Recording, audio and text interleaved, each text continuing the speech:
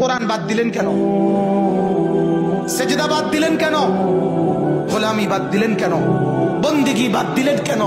আল্লাহকে ছেড়ে দিলেন কেন? আল্লাহর সাথে দুশ্মনী কেন? যে ছেলেটা সারাদিন একটা ওয়াক্ত নামাজ পড়ে না, যে বিবি একটা ওয়াক্ত নামাজ পড়ে না, যে মেয়েটা পর্দা করে না, তারে জিজ্ঞাসা করেন না যে মা সবার সাথে সম্পর্ক বজায় রাখো, মালিকের সাথে কেন দুশ্মনী?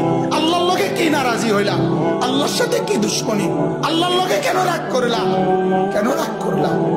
এই বাপ, তোমরা যারা সেজদা করো না, তোমরা বলো না বাজান, বলো না এই দরদি ভাই চিৎকার করে বললাম, তুমি যদি বলো তোমার পায়ে ধরতে, আমি পায়ে ধরতে রাজি। তুমি যদি বলো তোমারে জড়িয়ে ধরে কাঁদতে, আমি কাঁদতে রাজি। তুমি বলো কেন আল্লাহর সাথে রাগ করলা? কেন আল্লাহর সাথে রাগ করলা? কেন আল্লাহর সাথে নারাজ হইলা? কেন সেজদা কপালে জুটলো?